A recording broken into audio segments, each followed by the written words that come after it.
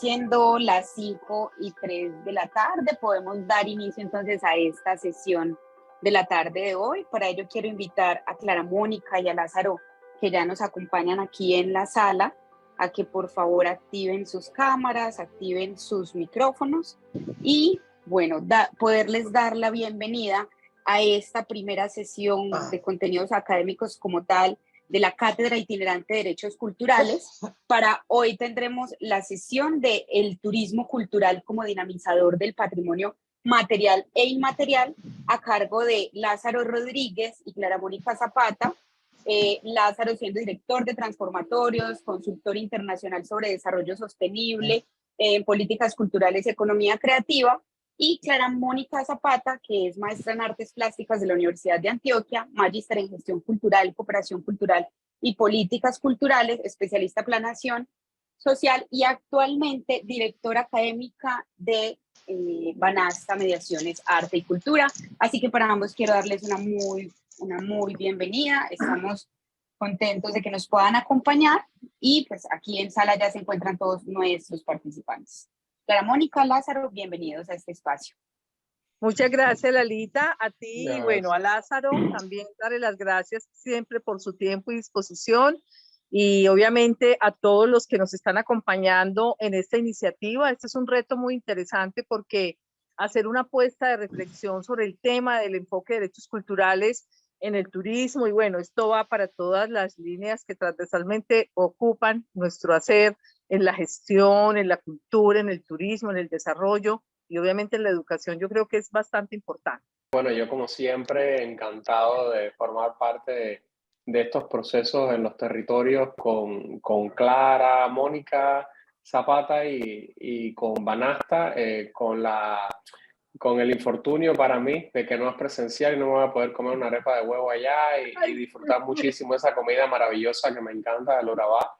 Pero bueno, esta es la posibilidad que tenemos ahora y lo que espero es simplemente seguir aprendiendo también de esos territorios tan maravillosos y del diálogo, que siempre es la mejor manera de retroalimentarse, ¿no? Gracias. Gracias, Lázaro. Muchas gracias, Lázaro. Muchas gracias, Clara Mónica. Bueno, antes de comenzar es importante recordar que este proyecto es apoyado por el Ministerio de Cultura y que estamos muy contentos de tener en este momento en sala una conexión importante de 38 personas y subiendo, o sea que esperamos tener muy buen aforo el día de hoy. Lalita, te voy a pedir que por favor me habilites para compartir pantalla, puesto que voy a apoyar a Clara Mónica y a Lázaro con la presentación del día de hoy y recordándole a nuestros panelistas la dinámica. La idea es que sea un diálogo alrededor de los temas que giran en torno a la dinamización del patrimonio a través del turismo. Claro que sí, Cristina. En ese momento tienes habilitado el coanfitrión, tanto Clara Mónica, Lázaro y tú para que puedan compartir. Ok, muchas gracias. Participen, que ustedes hagan una interlocución, obviamente contando con la experticia pues de nuestro invitado internacional y reiterar pues el agradecimiento a él y a todos ustedes. Es ir haciendo como un recorrido por unos ejes temáticos que consideramos se convierten de alguna manera como en la arquitectura básica de este análisis, pero que también la invitación es a que hagamos una construcción colectiva de estos planteamientos. Entonces, yo diría, Cris, que avancemos un poco allí en la presentación. Para lo que vamos a proponer es unos ejes temáticos. Primero voy a hacer como un enfoque muy general sobre unos conceptos que nos parece importante traer a colación y a partir de ellos también empezar a dialogar con Lázaro desde su conocimiento y su experticia e insistir en que también con ustedes, porque ustedes son los actores del territorio, ustedes son los que conocen la dinámica propia, pues en este caso de nuestra región Urabá. Quiero hacer una pequeña acotación para quienes se están conectando incluso de otras regiones y de otros países, que qué rico que nos estén acompañando. La región de Urabá en Colombia es una región geoestratégica que está ubicada en lo que es nuestro eje Caribe, o sea, es nuestra zona de mar y es una región muy importante porque allí se produce un elemento fundamental de beneficio al Producto Interno Bruto de nuestro país, como es el banano. Pero obviamente hay también otros procesos y otros productos alternativos. Es una región con una capacidad creativa importantísima, con expresiones culturales como el bullerengue, otras músicas, otras alternativas, incluso gastronómicas y artesanales muy potentes, que me parece importante pues referenciar, y también obviamente turísticamente pues una gran potencia para nuestra región.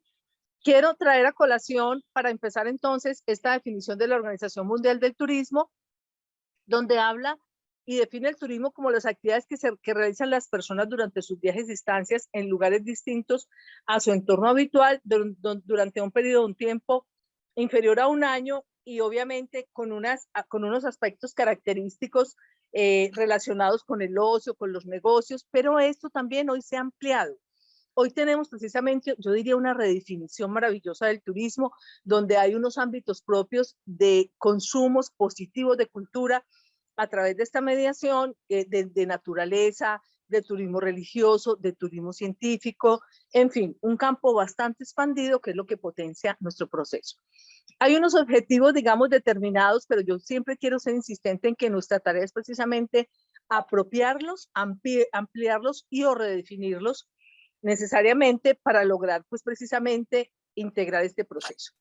Hablamos de uno de los objetivos, obviamente, es económico, porque la idea es que se promueve a través de el desarrollo y la sostenibilidad, el crecimiento económico a partir de dinámicas propias de los productos y servicios. Y quisiera empezar a hacer unas pequeñas conexiones, y Lázaro me irá a ayudar también mucho en esto, que sin duda hay un tema fundamental en estos aspectos de definición, que es el tema también de derechos, ¿cierto? El tema de derechos culturales y humanos, porque lo que engloba necesariamente estas definiciones es el asunto del bienestar. Hablamos de los objetivos ecológicos que plantean el impulso del cuidado y todo el tema de apropiación y preservación del patrimonio natural. Nosotros estamos muy contentos porque precisamente en este momento estamos haciendo un proyecto muy importante de turismo de naturaleza, lo llamamos Naturaleza Cultura, desde la Corporación Ambiental Corantioquia, que nos ha puesto en la tarea precisamente de resignificar el entorno que habitamos. Habitamos la cultural, tenemos referentes identitarios, tenemos derechos, pero tenemos el hábitat fundamental que es la naturaleza. Entonces, la naturaleza y el medio ambiente. Hablamos de objetivos del turismo también en el tema de lo intercultural, que obviamente es fundamental porque está hablando de la interacción entre los diferentes procesos identitarios, el intercambio de conocimientos, de experiencias y de tradiciones, que engloban lo que nosotros llamamos necesariamente ese patrimonio inmaterial, que permanece, que le da vida precisamente a los referentes propios, y está marcado para nuestro caso con un tema fundamental que es la diversidad, la riqueza, las dinámicas. Y se habla también de los objetivos del turismo en relación con la infraestructura, que está asociado con lo que son las estructuras básicas instaladas para la prestación de servicios, y tiene mucho que ver también con las instancias patrimoniales, materiales, la naturaleza y obviamente todo lo que engloba todo este proceso. Avancemos, Cris, por favor.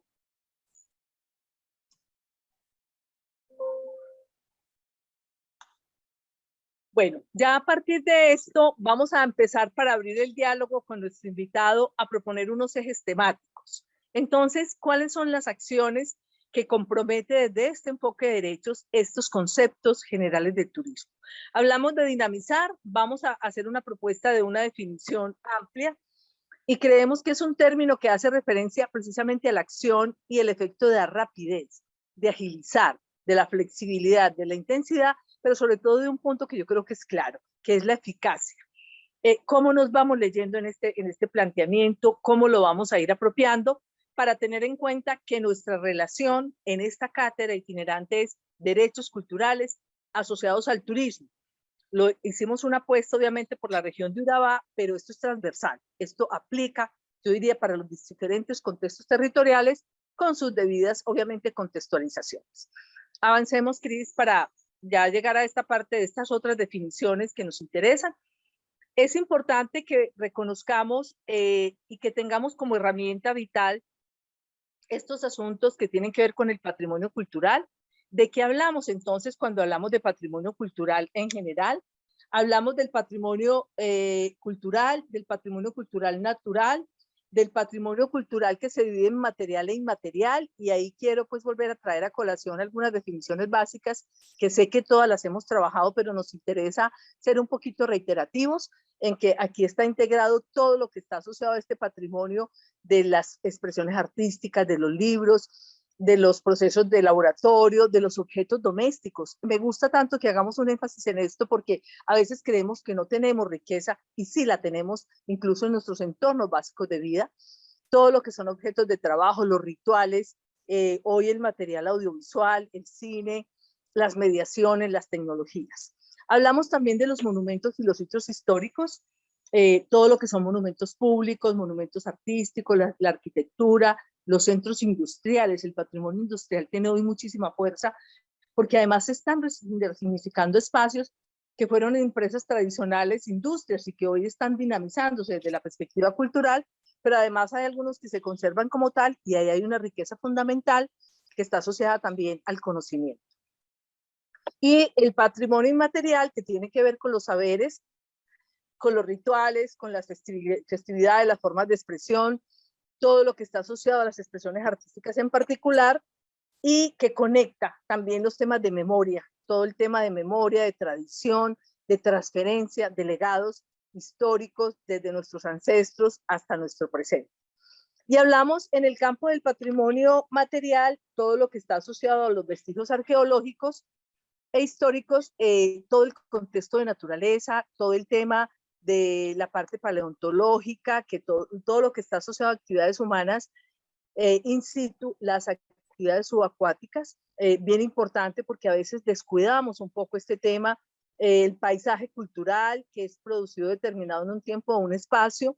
Nosotros tenemos en Colombia una declaratoria de paisaje, que es el paisaje cultural cafetero, pero nos estamos soñando otras declaratorias posibles, como el paisaje cultural del banano, por ejemplo. Nos gustaría mucho poder adelantar un proceso como ese, y bueno, y otros que tenemos en otras zonas importantes. Y también entra en esta categoría los monumentos naturales construidos por formaciones físicas y biológicas, zonas delimitadas. En Colombia tenemos varios parques nacionales, por ejemplo, el Parque de los Estoraques, tenemos el Chiribiquete, bueno, por enunciar algunos que muchos de ustedes conocen, y otros también por descubrir y por clasificar. Avancemos.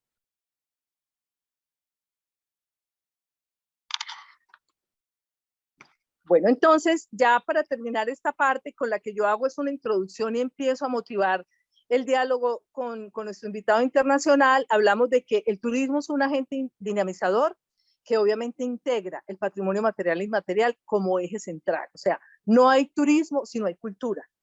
No podemos tener desarrollos integrales asociados a esta propuesta técnica y metodológica que es el turismo si no tenemos los contenidos maravillosos y si no preservamos lo cultural y el patrimonio, porque ese es nuestro capital, diría yo, de base para poder generar este tipo de procesos. Y todo esto está precisamente asociado a diferentes dinámicas que tienen necesariamente que ver con la vinculación identitaria. Ahí va haciendo tejido frente a esta reflexión de los derechos culturales, el tema de las dinámicas familiares y las relaciones que se construyen también en el día a día, el tema con los asuntos de la nostalgia, de los referentes, de lo que vivimos, de lo que quisiéramos volver a traer al presente, el asunto de la ritualidad, el tema de lo espacial, que está precisamente asociado a los entornos materiales o inmateriales, que ya habíamos enunciado un poco, el tema de la lúdica, del disfrute, de la riqueza de las corporalidades, por ejemplo, de las músicas, y todo lo que está asociado al asunto perceptivo, las emociones también, que es lo que hoy de alguna manera se define en estos entornos de diseño de producto de turismo cultural. Yo particularmente quiero también hacer una aclaración. Yo no hablo de turismo solo, siempre hablo de turismo cultural, porque creo que son dos elementos que van cruzados, no se pueden, para mi gusto y para mi experiencia, no se pueden separar. Bueno, ahí avancemos entonces, Cris. Vamos entonces ya a tomar estos ejes temáticos básicos que tienen precisamente que ver con esta reflexión que la cátedra nos propone. Hablamos de la dinámica vinculante identitaria, que esto está asociado precisamente a cómo nos conectamos nosotros desde nuestros propios valores. desde nuestras perspectivas en términos del sentido de pertenencia, del orgullo por el territorio, de todo lo que tiene que ver en cómo podemos encontrar prácticas ancestrales, por ejemplo, como la artesanía. Ahí tenemos en esta imagen, para quienes no están en nuestro país, una maravilla de expresión identitaria nuestra que además es declarada Patrimonio Inmaterial de la Nación, que es la loza del Carmen. Lázaro se degusta porque él conoce con nosotros esto, tiene su vajilla del Carmen, que es una experiencia muy, muy importante de cómo también logramos trascender con este tipo de productos. Y bueno, hay una serie de íconos importantes en nuestro patrimonio inmaterial que forman parte, digamos, de lo que yo llamaría la riqueza, pero también voy a poner un nombre muy, muy coloquial, la canasta básica cultural, que nos vincula a un tema de derechos. Entonces yo quisiera, Lázaro, para que empezáramos aquí a conversar, que tú nos fueras dando unos tópicos también de este asunto de la dinámica vinculante de la identidad en estos temas, desde tu experiencia como experto en temas de creatividad, en temas de desarrollo y políticas culturales, también en temas gastronómicos y de turismo, cómo empezamos a conectar este tema de la dinámica vinculante identitaria para pensar derechos y pensar turismo. Te doy la palabra. Muchísimas gracias, Clara. Una vez más, siempre es muy estimulante el tipo de preguntas que siempre haces, que lo llevan a uno a encontrar nuevos trillos para seguir pensando estas cuestiones, ¿no? Un poco, si tengo que encuadrar mi experiencia para que entiendan de dónde vengo, de alguna manera mi experiencia con el turismo cultural ha sido entenderlo, como bien comentaba Clara Mónica, desde el eje de la economía creativa sobre todo, a partir sobre todo de las ciudades creativas de la UNESCO en gastronomía, que he trabajado en dos expedientes importantes, que fue un ejercicio justamente. La gastronomía es una expresión cultural del patrimonio cultural inmaterial que también está vinculada con todo un marco de patrimonio natural en su caso, ¿verdad? Otra cosa que me gustaría dejar sentado así como experiencia del lado del turismo, en este caso, es básicamente mi participación en el comité de evaluación de la etiqueta del programa de la Organización Mundial del Turismo de mejores pueblos turísticos del mundo. Y eso me dio otra experiencia para sacar la siguiente conclusión. En turismo saben muy poco de gestión de expresiones culturales y en cultura saben muy poco de expresiones turísticas, por lo cual valido esa visión de Clara Mónica que compartía de la necesidad de pensar en el binomio de turismo cultural, no solamente en términos de definición, sino también en términos de gobernanza, que implica justamente del lado del patrimonio cultural inmaterial, no solamente los productos y servicios turísticos y prácticas también experiencias turísticas, sino también la gobernanza específica que necesita el turismo cultural para ser atendido de forma responsable. Eso es lo primero que quería poner en diálogo con lo que estaba conversando Clara Mónica, que siempre es muy estimulante. Yo creo que la pregunta de en qué términos el turismo cultural puede ser un dinamizador del patrimonio nos llevaría como a, digamos, o me lleva a mí a 5 cuestiones muy generales antes de entrar en estas dinámicas específicas. Una, por ejemplo, cuando para crear productos y servicios se hacen mapeos comunitarios que no existían. Ahí eso es un ejemplo de cómo puede dinamizar de forma muy concreta. También cuando una declaratoria de patrimonio cultural inmaterial de la UNESCO recibe una acción complementaria de turismo para promover cuando cultura no tiene recursos, por lo general, que sí tiene turismo para hacer una promoción de una expresión cultural, como por ejemplo la vajilla del Carmen del Viboral de Antioquia, que lo tenemos en pantalla. Otra cuestión importante es cuando el turismo, como actividad productiva que forma parte de la economía creativa, sirve para que estos portadores del patrimonio cultural inmaterial tengan un acceso al trabajo y al empleo digno y un acceso formal a la economía. Porque del lado de cultura muchas veces romantizamos a las personas portadoras de estas expresiones culturales y las deslocalizamos un poco de las necesidades que tienen como sujetos de tener una vida, de vivir de eso, de poder recibir una justa remuneración. Y eso es un caso específico de cómo el turismo puede retribuir un poco y dinamizar el tema del patrimonio cultural. Otra cuestión importante es cuando el turismo ayuda a preservar los sitios de patrimonio cultural y de patrimonio natural. O sea, el turismo básicamente, para nadie es un secreto que muchas de las declaraciones, desde las declaratorias de la UNESCO de sitios de patrimonio mundial tienen un fuerte componente turístico, y más adelante me voy a referir a algunos ejemplos. Y hay una cuestión importante, Clara Mónica, antes de empezar, no sé si me he extendido en este preámbulo, pero me estimula mucho lo que conversaste, es cuando el turismo se rige por los principios éticos para la salvaguardia del patrimonio cultural y material de la UNESCO, que son 12 principios muy básicos y muy desde el sentido común, que muchas veces no se toman en cuenta a la hora de hacer este binomio de patrimonio cultural y patrimonio cultural inmaterial, ¿no? Que es un poco lo que estamos reflexionando. Ahora, Clara Mónica hablaba del tema de que el turismo tiene una dimensión intercultural. Y es que yo no me imagino, aunque hay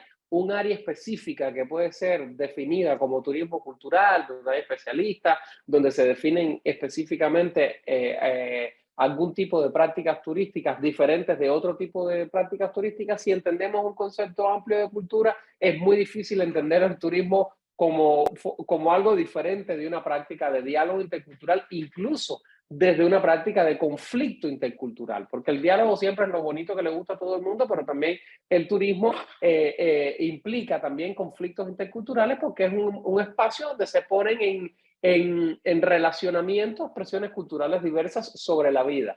Yo creo que entender la dinámica vinculante identitaria del turismo es cuando, por ejemplo, se contrastan sentidos de ser y de vivir, cuando se cuestionan tradiciones propias y ajenas, sobre todo desde los derechos humanos y las políticas de identidad, porque puede ser que para uno sea absolutamente natural que, por ejemplo, siempre sean cocineras tradicionales y que siempre sean mujeres cocinando, y que desde el punto de vista de derecho y sobre todo desde un punto de enfoque de género es, bueno, ¿por qué no pueden haber hombres cocinando? Y eso es un ejemplo de cómo también se cuestiona el ámbito al nivel de políticas de identidad y de derechos humanos.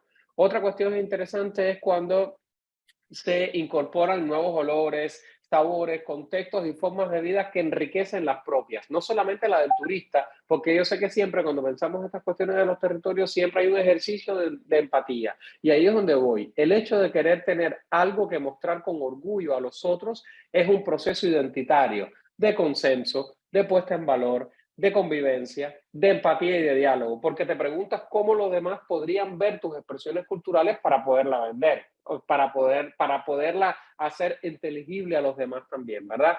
Y el ejemplo, para cerrar esta primera intervención, el ejemplo básico, y perdón mi afinidad con la gastronomía por todas estas experiencias que he tenido, es la gastronomía. Por ejemplo, el uso de ingredientes. Un ejemplo de negociación identitaria, vinculante también en el turismo, es el caso de el chile en la gastronomía mexicana. O sea, para las comunidades, el chile, las altas dosis de chile pueden ser absolutamente naturales, pero en una práctica turística han tenido, yo mismo en mi experiencia como turista y después viviendo en México, he podido ver cómo también han negociado incluso la práctica turística, porque México es uno de los grandes destinos gastronómicos, el uso del picante, lo dan como opción, pero ya no viene incorporado en el plato. Y ahí viene un ejemplo también de cómo el turismo va dinamizando también y va creando incluso nuevas recetas y nuevos sabores. Creo que tendría que aportar esto hasta este momento, Clara. Gracias, Lázaro. Bueno, vamos entonces a avanzar. Súper importante lo que acabas de plantear. Yo creo que vamos haciendo un tejido de reflexión en torno a nuestra pregunta por el asunto de derechos, cómo vamos a integrar todos estos elementos, pero siempre quiero hacer como algunas pequeñas recomendaciones. Es contextual. Cada uno en Mutatá, que es uno de nuestros municipios de impacto, en Apartadó, en Necoclí y en general, como lo dije, porque estamos abiertos en este webinar a todos los que quisieran vincularse, hay tal vez unos elementos fuerza que yo creo que también son los elementos de derecho de lo particular, de lo propio, a veces de los pequeños formatos, de las proximidades, que es un concepto que me gusta mucho porque está relacionado precisamente con lo que incluye este asunto de las relaciones primarias, que no hay que perderlas de vista, o sea, es decirles a ustedes que todo lo que hacen es importante, que todo lo que ustedes hacen cotidianamente integra esa reflexión a lo que yo llamaba ahora esa canasta básica, que me gusta mucho pensarlo así, por el tema de las potencialidades y las capacidades.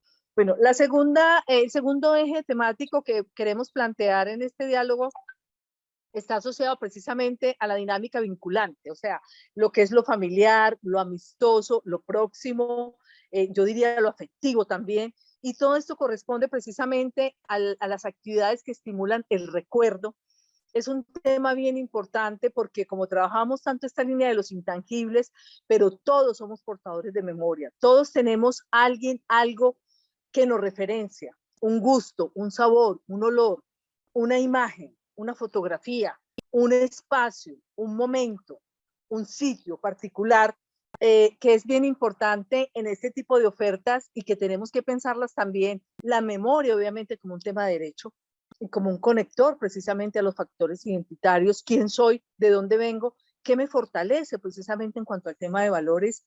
Y aquí entran unos tópicos, Lázaro, que queremos plantear en este sentido, y es qué estimula el tema del recuerdo, cómo están las relaciones, yo digo familiares y de amistad, pero muchas otras.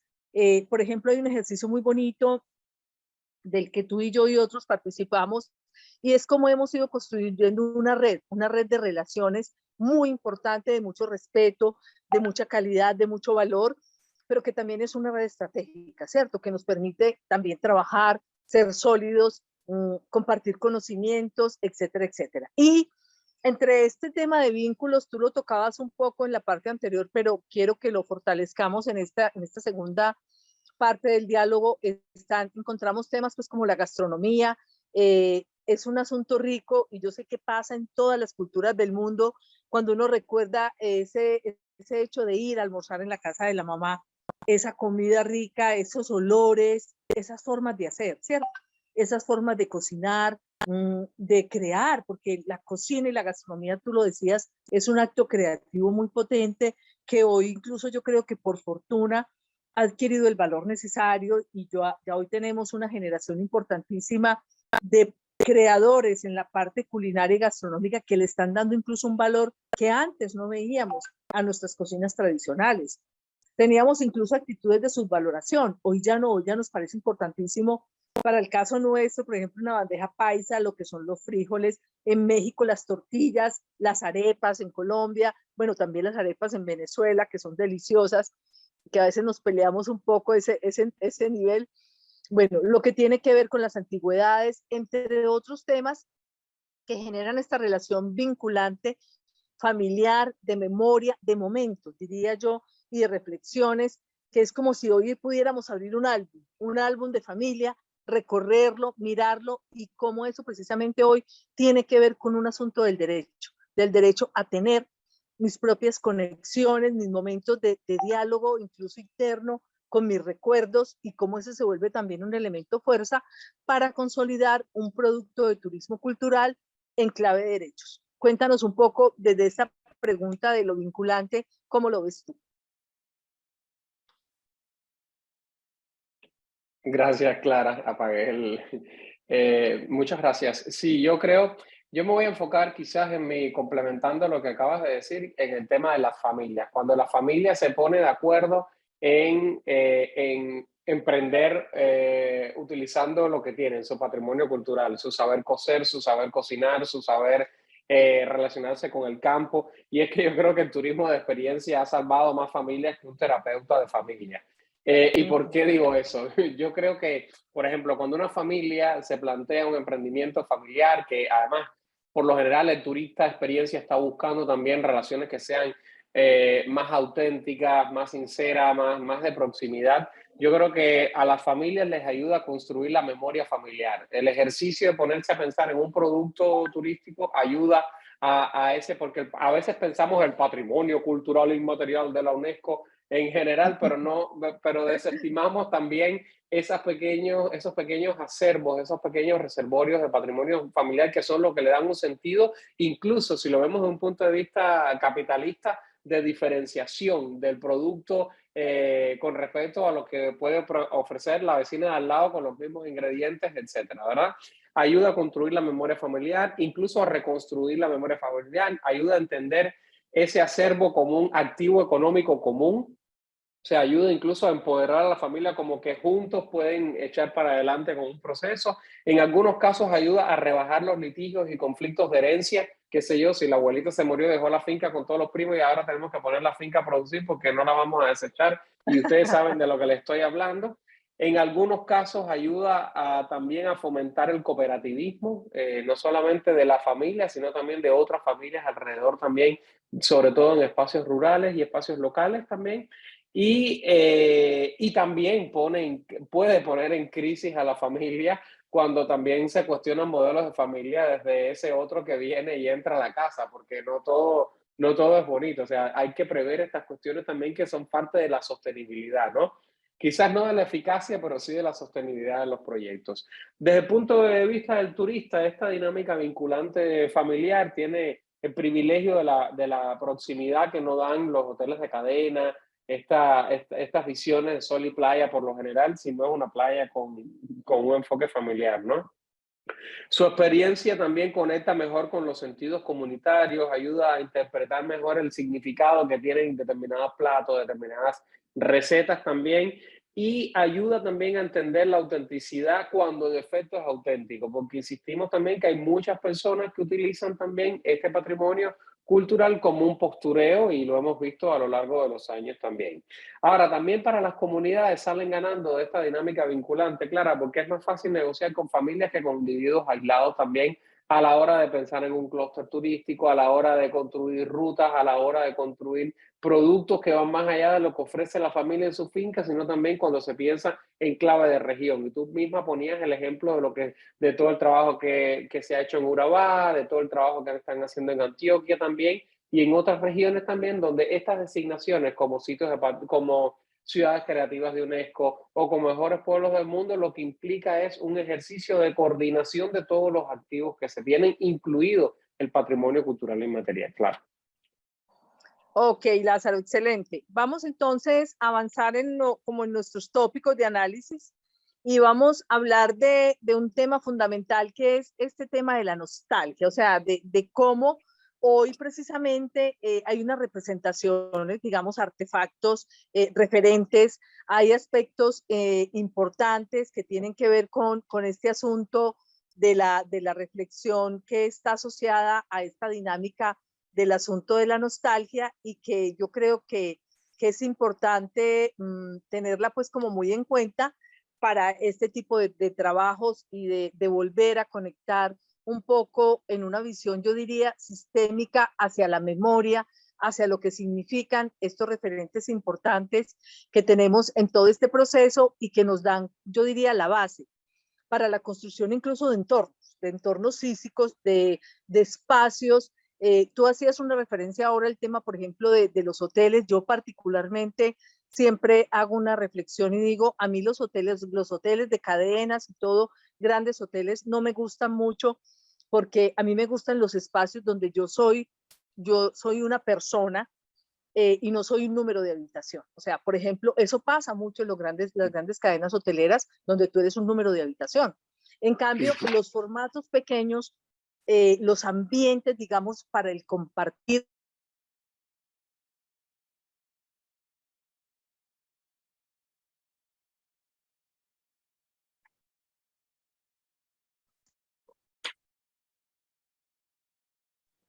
Creo que se está escuchando, creo que se le... La posibilidad de hacer conexiones importantes que corresponden a un vínculo de actividades que estimulan el recuerdo, ¿cierto? Que tiene que ver precisamente con el asunto de interiorizar aspectos que antes nunca a lo mejor les habíamos prestado atención. Así de referencia, por ejemplo, a ese tema de la finca de las abuelas o a las casas paternas y a todo lo que podemos encontrar en estos espacios. Yo ahora hacía también una acotación frente a lo que significa abrir un álbum de recuerdos, encontrar, por ejemplo, objetos que fueron cotidianos vinculados a nuestra vida en crecimiento, los juguetes. Y hay un asunto importante en el que nosotros queremos llamar la atención y es todo lo que tiene que ver con las líneas de tiempo tecnológicas. Hoy estamos de una manera muy positiva vinculados a través de estos medios, ¿cierto? pero también nos hace falta el acercarnos. Tú lo decías ahora, tenemos el privilegio de tenerte hoy conectado, pero qué rico, Lázaro, que estuvieras aquí y que pudiéramos estar la próxima semana en Urabá degustando esa belleza de gente, esa delicia, comiéndonos un banano, comiendo las arepas de huevo, disfrutando todo lo que es esa gastronomía maravillosa, los patacones, el pescado, bueno, ni qué decirlo, pero además también el aroma. Hay un tema de estas dinámicas vinculantes que nos generan un poco de nostalgia, pero hablamos de la nostalgia en términos positivos. Yo quiero también que se interprete que lo que estamos poniendo sobre la mesa es un gran menú con el que nosotros, dinamizadores de cultura y de turismo, podemos trabajar y tenemos todo un campo expandido para desarrollar muchas acciones a partir de este tipo de procesos y de referentes. Yo quiero hacer una indicación metodológica que a lo mejor se nos pasó, Cris, al principio, y es que este material van a tener ustedes a la mano para poderlo revisar, incluso con unas guías ya mucho más desarrolladas, más la grabación que tenemos en este caso. Entonces, Lázaro, conversemos sobre este tema de lo nostálgico, de cómo se vinculan estas acciones a los procesos y a estas praxis cotidianas, contemporáneas y además en un campo muy importante hoy. Hoy hablamos de innovación, hablamos un poco de inteligencia artificial, tenemos el menú mucho más grande de lo que teníamos antes. Entonces, ¿cómo no perder estas correlaciones de las memorias y de los procesos, pero dinamizarlas y hacerlas potentes desde esta posibilidad de derechos?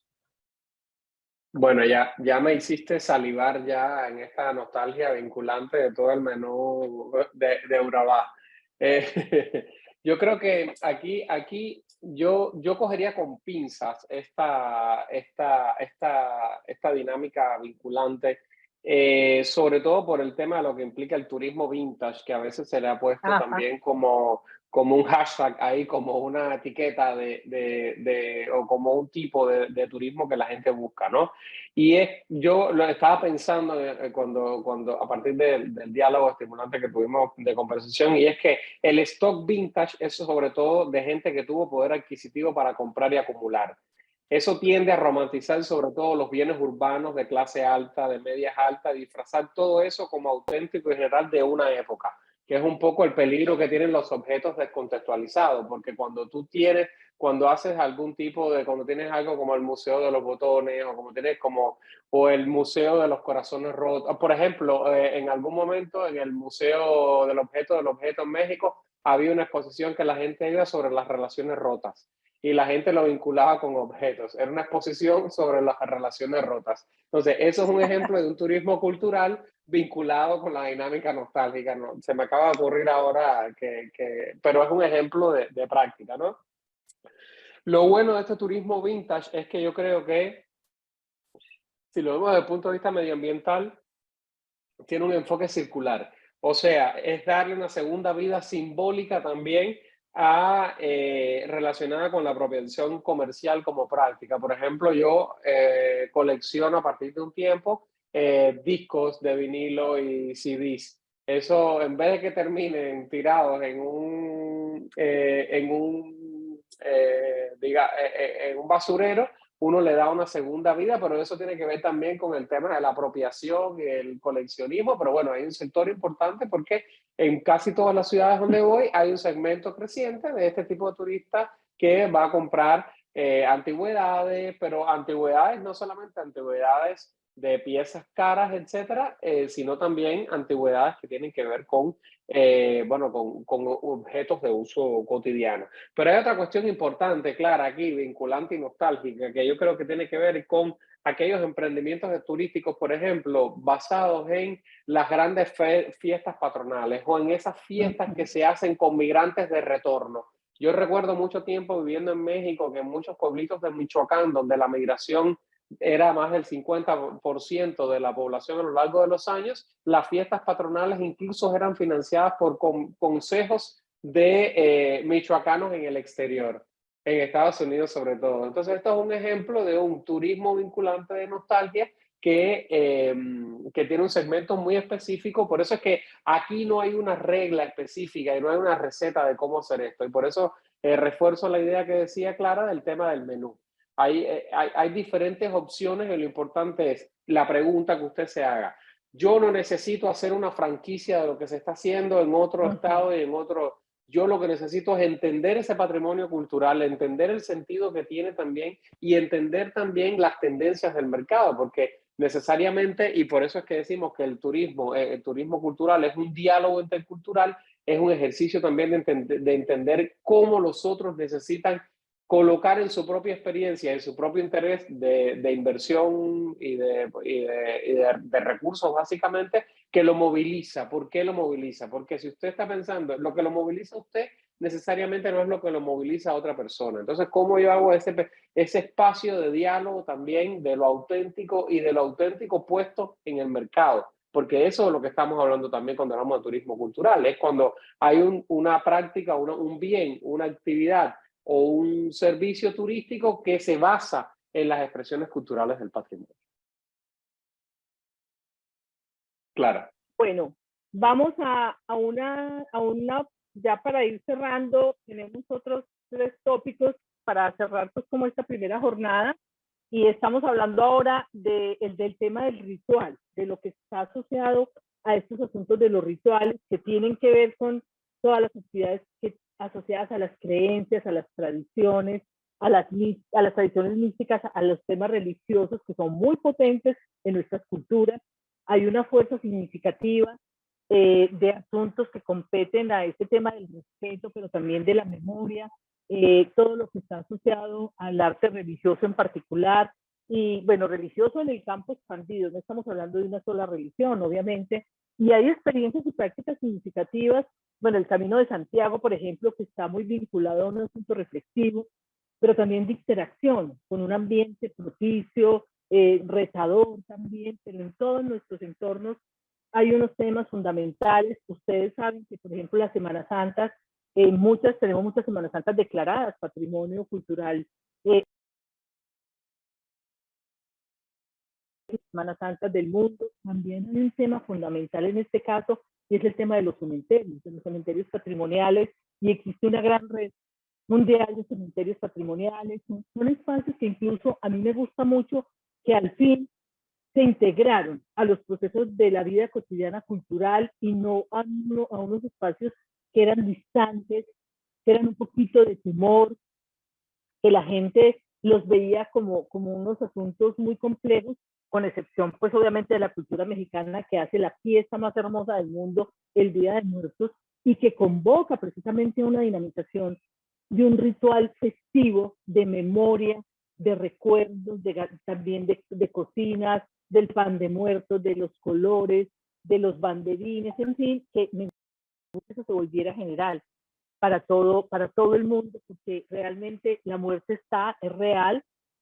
Tenemos principio y tenemos fin, pero nos vuelve y nos queda la memoria, nos quedan esos referentes. Entonces, ese es un punto, Lázaro, bien importante, porque muchas de las ofertas turísticas de algunos sectores importantes del mundo basan precisamente su proyecto de turismo cultural en el tema ritualista, en este tema de los espacios que son alusivos a las religiones y a la inmersión precisamente de expresiones que conectan puntos nodales en estos asuntos, pues también de las ideologías. Entonces, aquí yo diría que hay un campo también importante que revisar, porque en todos los espacios cotidianos de los territorios hay obviamente espacios rituales, algunos reconocidos como patrimonio y otros no, otros propios de las comunidades que los cuidan y los valoran, pero también como se han convertido en espacios dinámicos de oferta cultural, incluso de eventos, de conciertos, de obras de teatro, o sea, espacios de diálogo entre la vida actual y la memoria, lo que fue y lo que pasó. ¿Qué podemos decir sobre este tema que yo creo que es tan importante en este momento actual? Y también hablando del tema de derechos, porque para el caso, por ejemplo, de Colombia, que hemos tenido estos asuntos de violencias crudas y fuertes, donde incluso nuestra región de Urabá fue una de las regiones más afectadas de estos procesos, pero que hay unos espacios de memoria que hoy se están convirtiendo en puntos claves de convergencia, precisamente de diálogo y de reflexión hacia dónde tenemos que ir, pero adquieren obviamente un valor. Y están asociados a un tema de derecho, el derecho a recordar, el derecho a reconocer, la ritualización también del reconocimiento al perdón, que es un debate en el que hemos estado mucho en Colombia, con el tema de los acuerdos de paz, en fin, hay unos puntos, yo diría, de conexión que son importantes y que hoy están dispuestos también para el tema del turismo cultural, cómo manejarlos, cómo leerlos realmente como un asunto vital.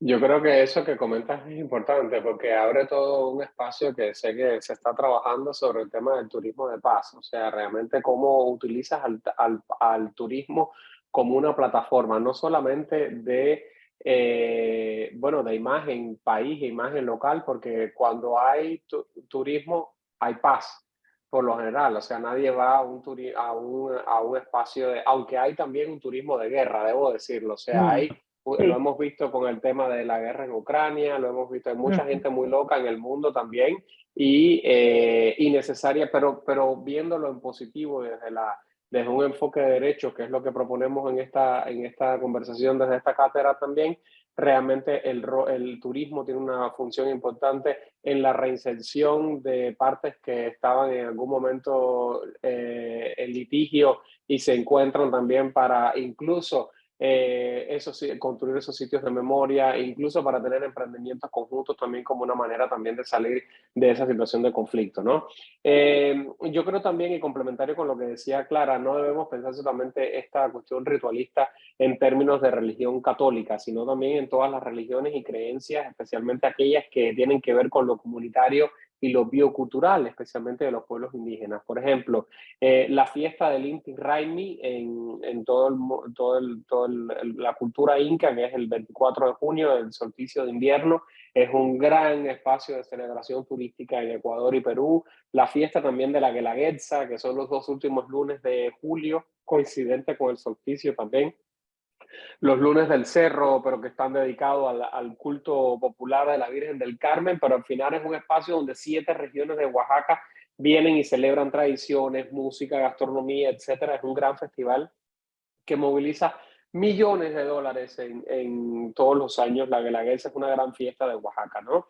Pero también, Clara, creo que habría que en esta dinámica vinculante ritualista incorporar también considerar otro tipo de ritualidades vinculadas, por ejemplo, con el campo y con la cosecha. Por ejemplo, todas las fiestas de la vendimia, la cosecha de la uva, todos los pueblos que ponen en valor eso, y en sentido general, como las fiestas de la cosecha de Pereira, por ejemplo, porque no solamente es cuando donde hay uva, hay otros procesos también vinculados con las cosechas que pueden ser vinculados. Incluso en Panamá, por ejemplo, hay un producto turístico que se vende que se llama a sí mismo la cosecha, que está vinculado con la cosecha de la carne, de la caña de azúcar y todo el ritual alrededor del ron, por ejemplo, en el caso de Ron Abuelo, ¿no?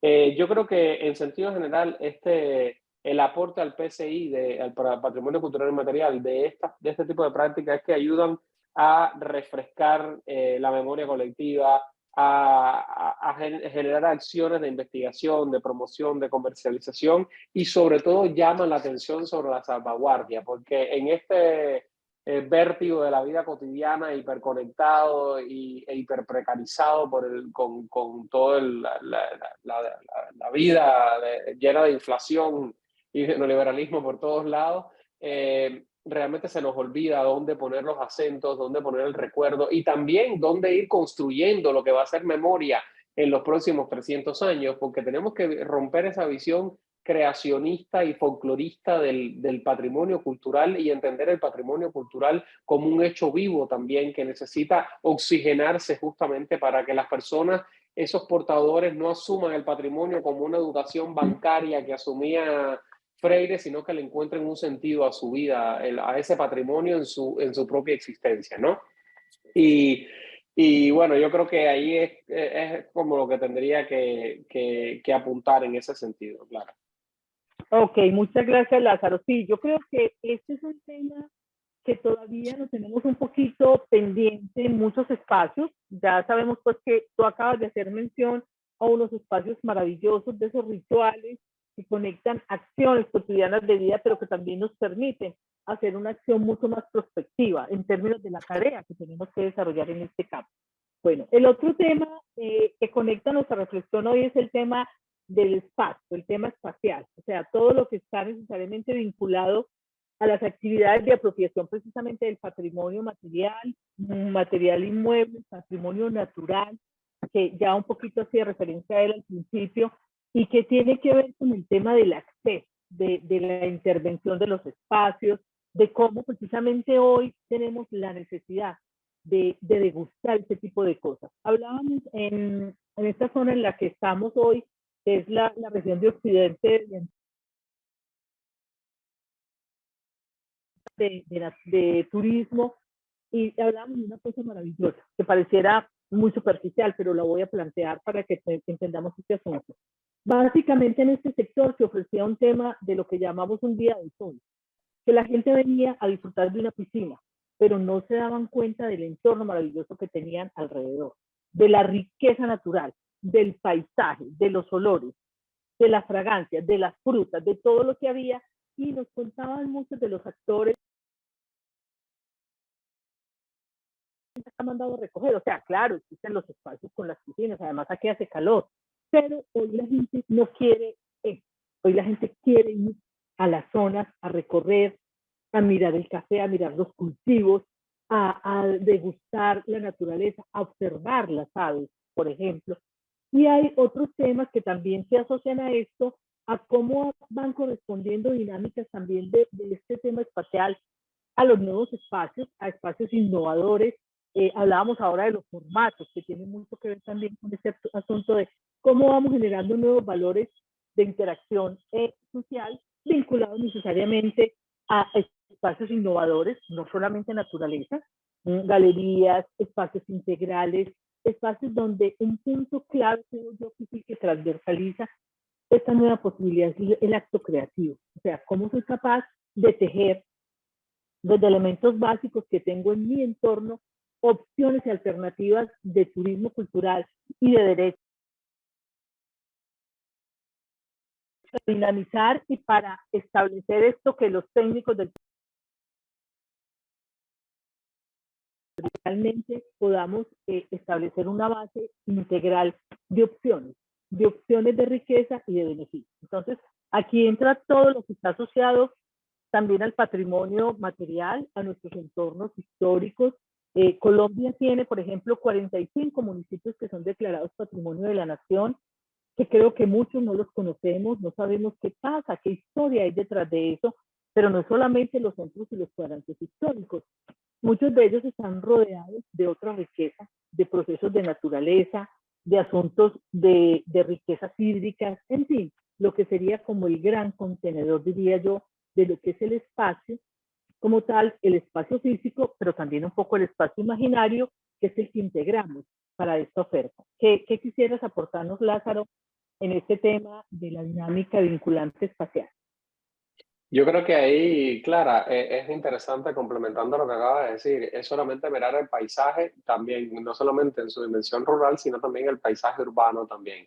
El paisaje urbano, el histórico, existe una recomendación de la UNESCO sobre el paisaje urbano histórico, un poco para complementar, digamos, aquello que no tiene un valor universal excepcional, que es lo que lo define como patrimonio mundial, pero que sí tiene una significación específica para las regiones y para lo local, ¿verdad?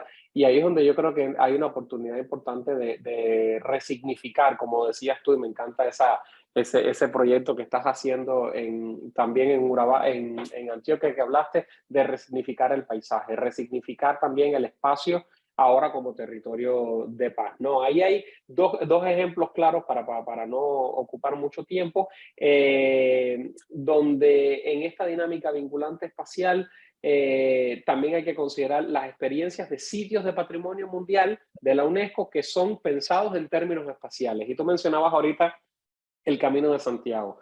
El Camino de Santiago, para quienes no sepan, es un conjunto de rutas de peregrinación cristiana rumbo a la tumba de Santiago. Es el Camino de Santiago de Compostela, que fue inscrito en 1993, pero también se dieron cuenta de la necesidad de encontrar otros espacios también, además del Camino de Santiago, y entonces en el 2015 extendieron 4 itinerarios más que suman 1.500 kilómetros. Entonces, imagínense todo lo que pasa a partir de una designación de patrimonio mundial, este itinerario que tiene 1.500 kilómetros. Pero en América Latina también tenemos recientemente todo un potencial que quizás Diana pueda contar un poco más sobre esto en algún intercambio, que es el tema del Capac Ñam, el sistema vial andino. Es como el camino, es nuestro propio camino de Santiago, un poco pensado, son 30.000 kilómetros, es la red de sistemas viales andinos, incas.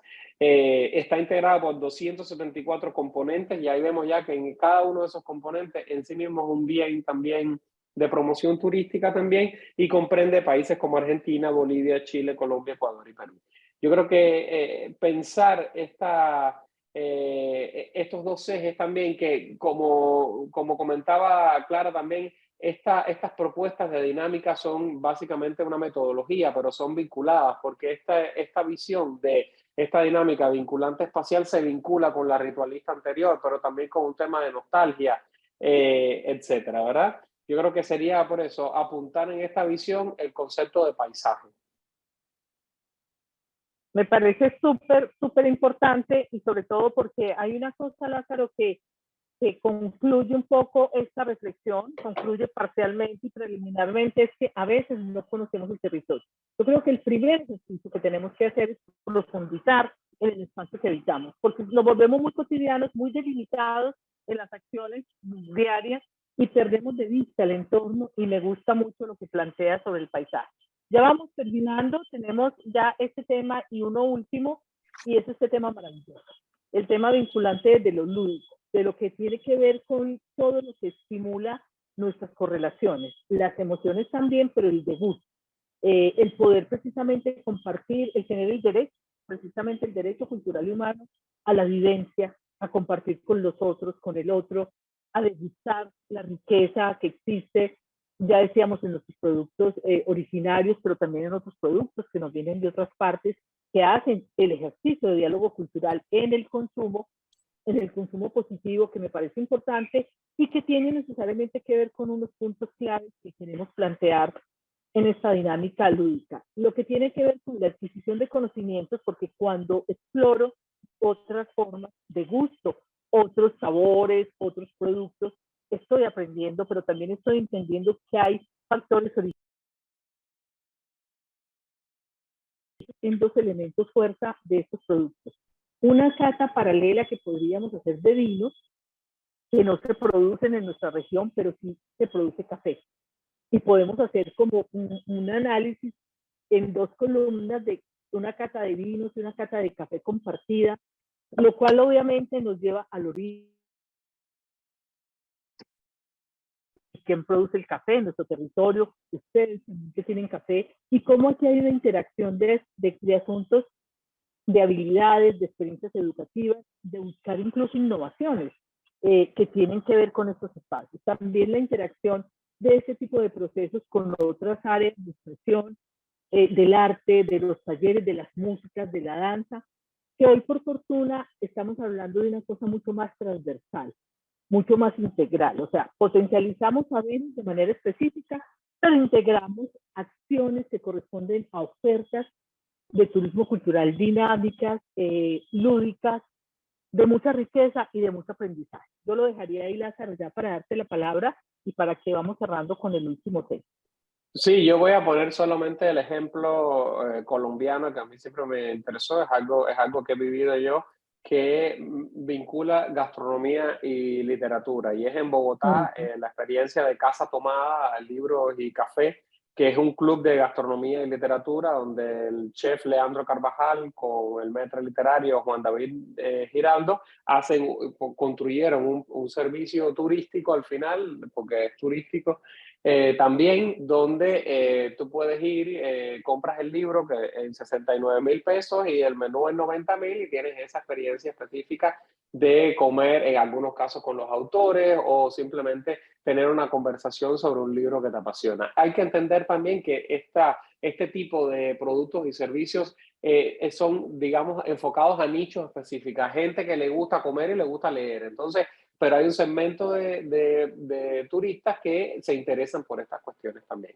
Mencionaría eso nada más, Clara, para avanzar. Excelente. Hay una gama de experiencias pues, que podríamos revisar. Y ya por último, para cerrar entonces este diálogo y este primer encuentro de cátedra, tendríamos la dinámica perceptiva, que yo creo que forma parte del todo, o sea, forma parte del todo porque tiene mucho que ver con la interacción personal, con el gusto de las personas, con lo que me gusta a mí, con lo que te gusta a ti, con lo que le gusta a todos nuestros interlocutores en esta cátedra maravillosa, que lo vamos a poder ver, lo estamos viviendo aquí, yo creo que de una manera también emocionante en este primer diálogo, pero lo vamos a vivir la próxima semana que estemos allá en el Urabá trabajando con Diana y seguramente siguiendo esta interlocución con todos ustedes, lo que tiene que ver con las experiencias propias.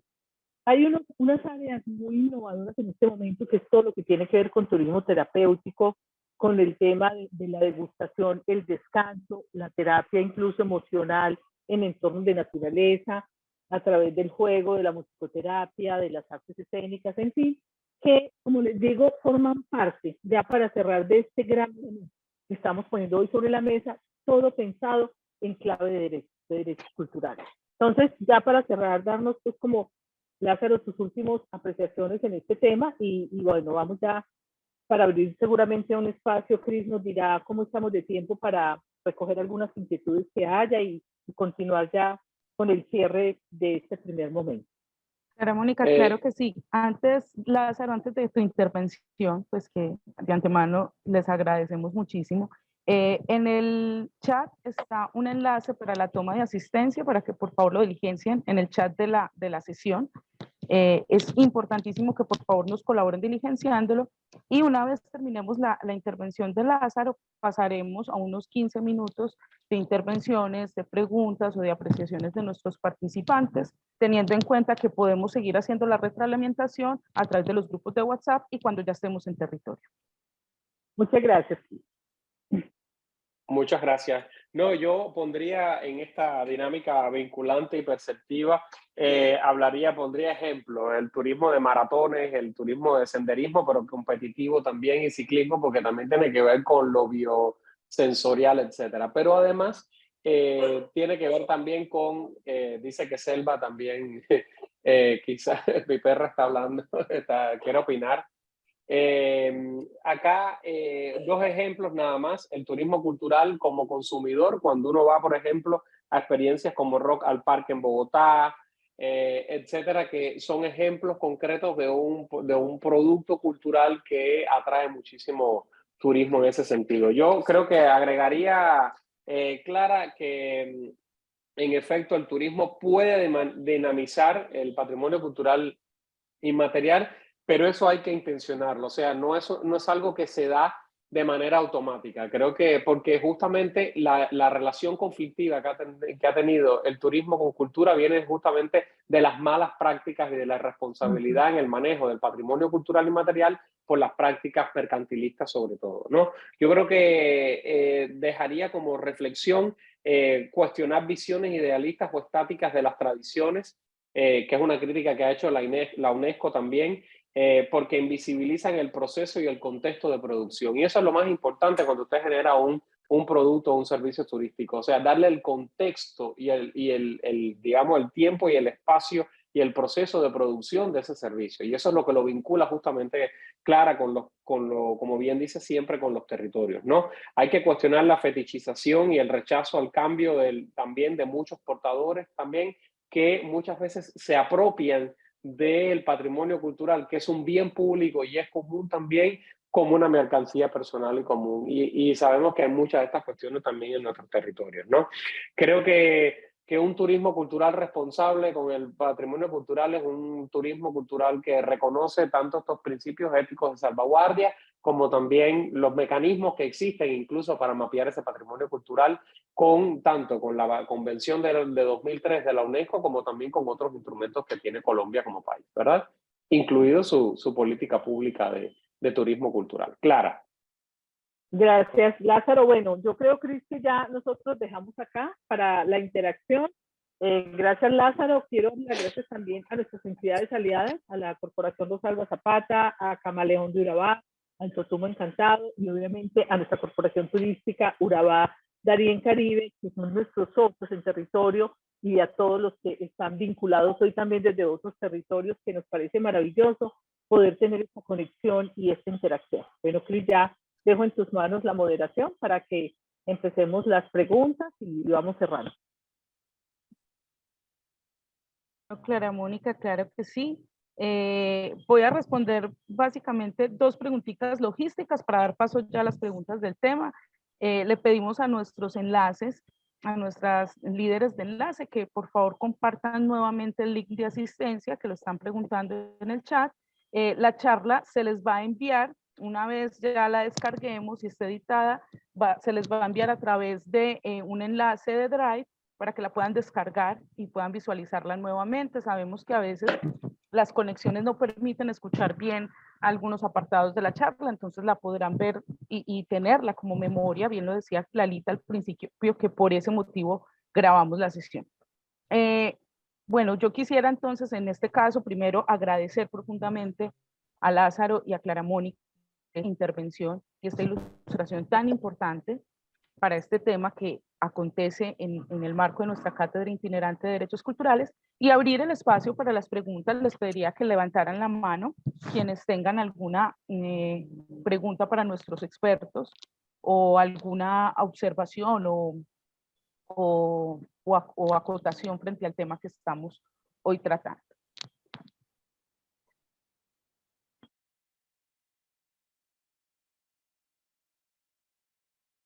Mientras que se animan, por aquí hay muchos agradecimientos. Vianela Úsuga agradece. Sandra pregunta por acá, me gustaría saber qué piensa, señor Lázaro, de la apropiación cultural como experiencia. Nos ha funcionado desde lo privado para darle continuidad. ¿Qué piensas de la intervención del ente privado, Lázaro, para dar continuidad pues como a esa dinamización? ¿Qué es lo que entiendo en la pregunta? Sí, los principios éticos para la salvaguardia del patrimonio cultural dice que las comunidades, los grupos y si procede individuos deberán ser los que desempeñen la función primordial en la salvaguardia de su propio patrimonio, con lo cual el turismo y las riquezas del turismo deben ser con y para las comunidades también, sobre todo si se activan a partir de sus propias expresiones culturales reconocidas así. Y en todo caso, se deberá respetar y reconocer el derecho de las comunidades y grupos para, digamos, generar activos económicos a partir de sus propias, digamos, dinámicas. O sea, y lo hemos visto muchísimo como hay una apropiación cultural es una expropiación cultural en muchos casos. Creo que desde un enfoque de derecho, una apropiación cultural debe estar, lo único que define lo que es el diálogo, lo que distingue el diálogo intercultural que tiene que existir y la evolución humana siempre está atravesada de préstamos, etcétera. Uno es el reconocimiento de la fuente. Dos, una vez reconocida la fuente de esa inspiración, el consenso, tiene que haber un consentimiento libre, previo, continuo e informado, que es como se define así, de las comunidades para usar sus propias expresiones culturales. Otra cosa son los bienes con públicos comunes, como es el caso de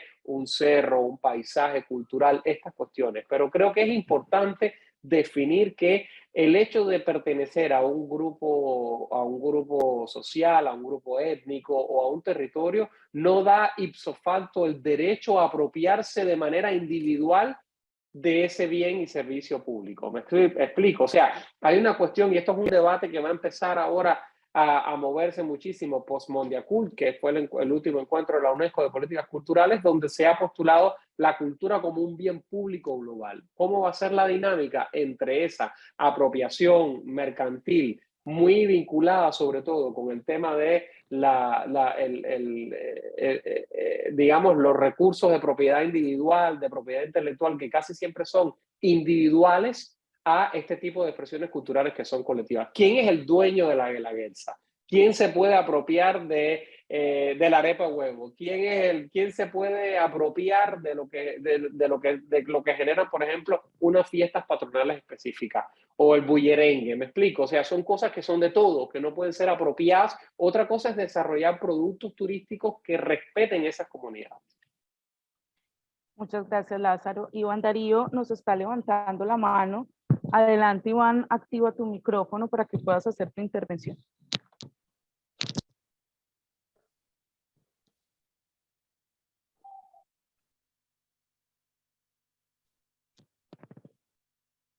Iván Darío Rodríguez, por favor, activa tu micrófono. Bueno, mientras Iván logra activar su micrófono, entonces Orlando Araque, que acaba de levantar la mano también, te invitamos que actives tu micrófono para que puedas hacer tu pregunta. Sí, un gran saludo a todos los presentes. ¿Me escuchan? ¿Sí me escuchan, verdad? Perfectamente. Ah, Sí, sí. ok. No, mi reflexión ahorita, me encantó todo lo que Clara Mónica y Lázaro nos aportaron. Yo he vivido aquí unas situaciones en México interesantes relativas al impacto en el turismo cultural de las migraciones, y eso me parece muy interesante. Yo vivo en San Miguel de Allende, donde bueno, evidentemente un pueblo de Guanajuato, de México, donde hay más de 70 nacionalidades, y me puse a pensar en lo que las migraciones hacen en estos territorios turísticos, porque ahora también se pueden hacer productos turísticos culturales, por ejemplo, de la gastronomía de los extranjeros, de diferentes grupos de extranjeros, grupos de extranjeros, ¿no? Entonces, ha habido una riqueza, un impacto que se puede tomar de una manera positiva, y hay otra cara terrible, por supuesto, que ya la conocemos de la migración, pero el hecho de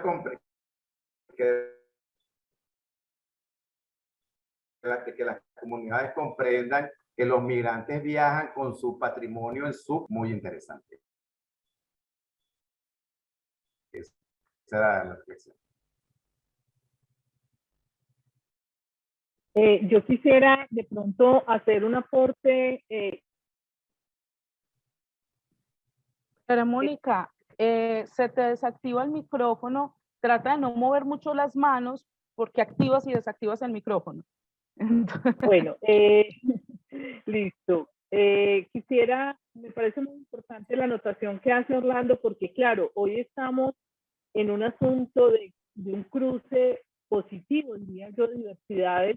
El tema de los migrantes, aunque se compleja un poco en estas relaciones geopolíticas, sí tiene que ser significativo, porque tú lo acabas de decir, uno viaja con sus referencias, uno viaja con sus expresiones, uno se restablece donde llega con lo que es, con lo que tiene, con lo que sabe, con lo que le gusta. Y precisamente la reflexión que hacíamos sobre estos temas vinculantes de la memoria, de las expresiones, forman parte de esa caja, de esa maleta viajera, diría yo, una maleta viajera cultural, que es la que nos permite también llegar a interactuar, aportar desde lo nuestro. Y sin duda ese tema también se conecta con la presencia de las gastronomías, con nuevos grupos alternativos en procesos creativos de las artes, de la literatura, que estamos compartiendo hoy entre colombianos, entre venezolanos, entre norteamericanos, porque el mundo ya es abierto, no solamente a través de estas prácticas de las mediaciones tecnológicas, sino de la vivencia, que es un punto que a mí me parece clave y fundamental, y que obviamente está relacionado con el tema de los derechos culturales y humanos, de cómo tengo derecho también a vivir, a sobrevivir y a reinstalarme, yo diría de alguna manera, en un nuevo entorno, porque las circunstancias así lo exigen. Entonces creo que es un punto clave que tú planteas. ¿Qué tipo de procesos de turismo, por ejemplo, estamos pensando para los migrantes? ¿Cómo lo logramos integrar desde el enfoque de derechos a estas nuevas alternativas, a su nuevo hábitat? Es un reto muy grande, pero yo creo que hay oportunidades de tejer muchas opciones en este sentido. No sé, Lázaro, ¿qué quisiera aportar en este concepto? Muchas gracias, Orlando. Un saludo muy cariñoso desde acá, de Panamá. También migrante, otro migrante, un cubano migrante en Panamá.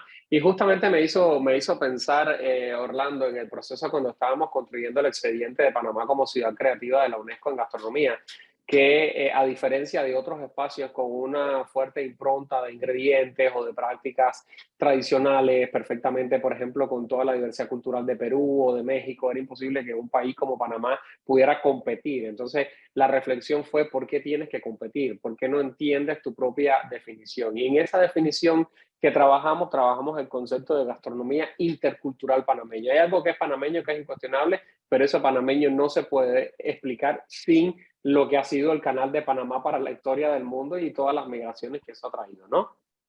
Eso me lleva a pensar una cosa, Orlando, que yo en algún momento conceptualicé, aunque no he publicado eso, que tiene que ver con lo que yo denomino, lo que yo llamo las denominaciones de destino.